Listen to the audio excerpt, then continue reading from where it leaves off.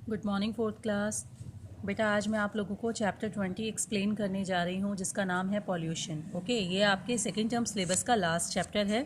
सभी बच्चे वीडियो को ध्यान से देखेंगे, ठीक है। लेसन को स्टार्ट करने से पहले एक वार्म अप एक्टिविटी दी गई है, आइए जान लेते हैं इसमें क्या बता रहे हैं। Pollution you can't miss it, can you? It is everywhere, it makes people, animals and plants sick और even kill them. It's even changing the climate. Humans are the cause and they will have to try and stop it, especially you kids, because the future is yours. यहाँ कह रहे हैं pollution बेटा इस समय तो दिल्ली में आपको पता है सबसे ज़्यादा पॉल्यूशन है, जिसकी वजह से आपके स्कूल खुलने के बावजूद बंद कर दिए गए, है ना। तो आप लोग तो पॉल्यूशन से बिल्कुल भी अनजान नहीं हो। क्या आपको पता है कि पॉल्यूशन कैसे फैलता है? यस बच्चों, ये पॉल्यूशन कहीं ना कहीं हम लोगों की गलतियों द्वारा ही फैल रहा है। हम लोग यानी इंसान, ठीक है। पॉल्यूशन को फैलाने और बढ़ावा देने का सिर्फ एक ही कारण है, वो है इंसान, ठीक है। हम लोग अपने स्वार्थ के लिए बहुत से ऐसे काम कर रहे हैं जिसके कारण हमारी प्रकृति का विनाश हो रहा है, हमारे पर्यावरण की हालत ख़राब हो रही है, और जिसका देखा जाए तो सीधा सीधा प्रभाव हम लोगों की हेल्थ पे ही पड़ता है, ठीक है। तो एग्जाम्पल के लिए आप देख सकते हो, जैसे कि हर साल का ये किस्सा हो गया है कि पराली जलाने के कारण बोलते हैं कि पॉल्यूशन फैल रहा है। पराली क्या होती है बच्चों? फसल कटने के बाद जो थोड़ा बहुत फसल का हिस्सा खेतों में रह जाता है ना, उसको लोग जलाते हैं खेतों को क्लीन करने के लिए, ताकि अगली फसल उगा सकें। या गेहूं की कटाई के बाद जब गेहूं निकाल लिया जाता है फसल में से, तो जो घास बचती है, भूसा बचता है, कई बार लोग उसको भी जला देते हैं, है ना। तो इसी सबको पराली जलाना कहते हैं, ठीक है।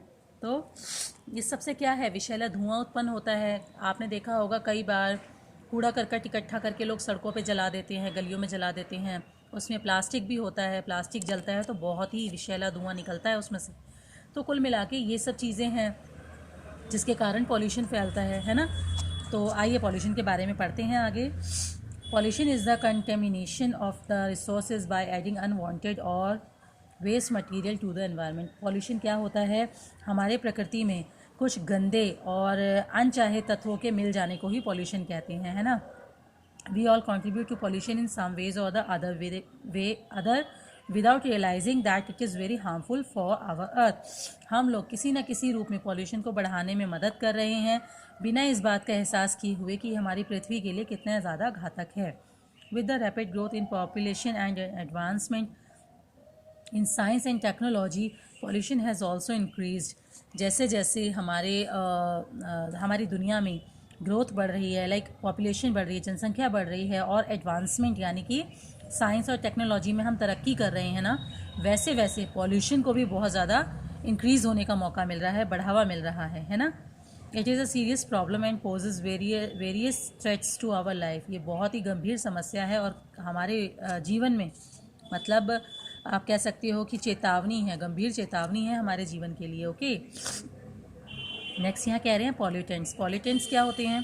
Pollutants are the substances that cause the contamination of the environment. Let us know about different type of pollution. Pollutants वे तत्व हैं जो पर्यावरण में मिलकर पर्यावरण को दूषित करते हैं। कैसे, आइए जानते हैं। तो इसके लिए हमें पहले डिफरेंट काइंड्स ऑफ पॉल्यूशन के बारे में पता होना चाहिए। फर्स्ट यहाँ बताया है air pollution.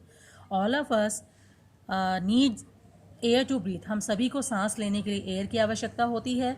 The composition of air is fixed. और एयर का जो कंपोजिशन है, यानी एयर में क्या होता है, बेसिकली कुछ गैसेस का मिश्रण होता है जो एयर होती है, ठीक है। और उसमें उन गैसेस की मात्रा फिक्स है, लेकिन अगर कोई भी कंपोजिशन में छेड़खानी हो जाए, यानी अलग किस्म की गैसेस मिक्स हो जाएं, या किसी गैस का लेवल बढ़ जाए या कम हो जाए, तो उसे हम एयर पॉल्यूशन कहते हैं। Okay, air pollution arises when there is mixing of some harmful substances in the air. It is very harmful for all living things.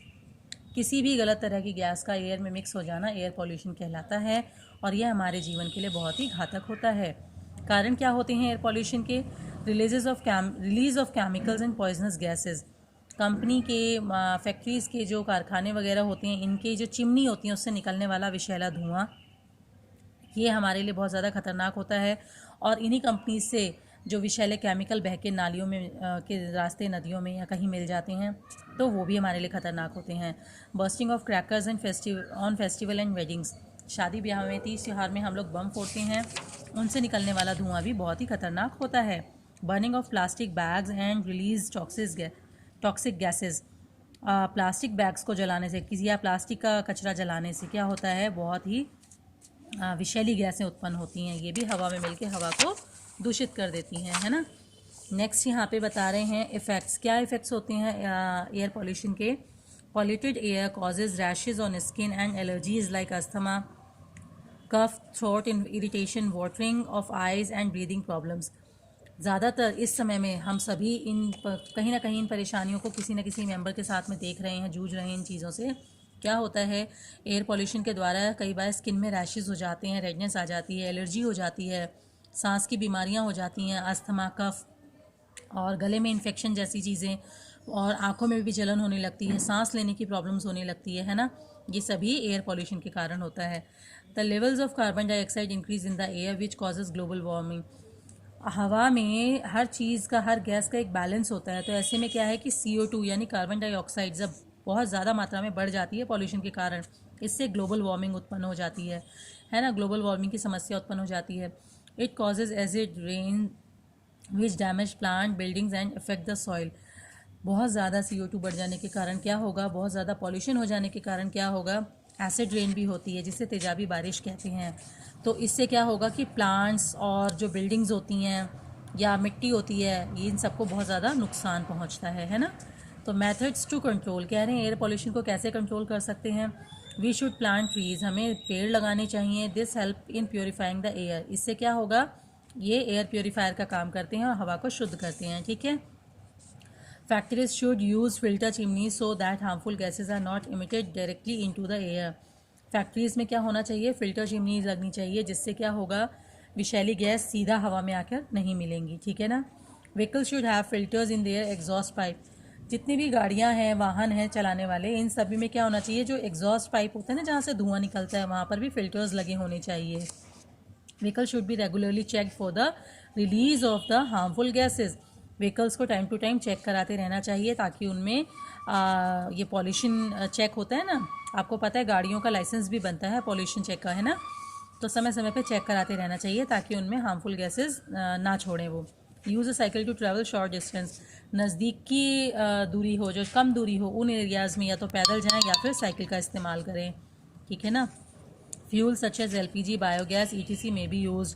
हमें LPG या बायोगैस यूज़ करने से अगर हम अपना काम कर लेते हैं तो क्या होगा, पॉल्यूशन नहीं होगा, ठीक है, क्योंकि ये नेचुरल गैसेस हैं। Garbage dumps must be kept covered. जहाँ पर भी कूड़ा करकट को ठिकाने लगाया जाता है वो एरियाज़ जो हैं वो कवर्ड होने चाहिए, नहीं तो उनमें से भी विषैली बदबू हवा में मिक्स होती है। Burning of forest should be avoided. और जंगलों को जलाना, पराली जलाना या इस तरह की चीज़ें करना बंद कर देना चाहिए, ठीक है बच्चों। हम पढ़ रहे हैं चैप्टर पॉल्यूशन। क्योंकि चैप्टर बहुत लेंदी है तो मैं पार्ट में वीडियोस शेयर करूंगी। फर्स्ट पार्ट मैंने आपको एयर पॉल्यूशन के बारे में बताया, ओके।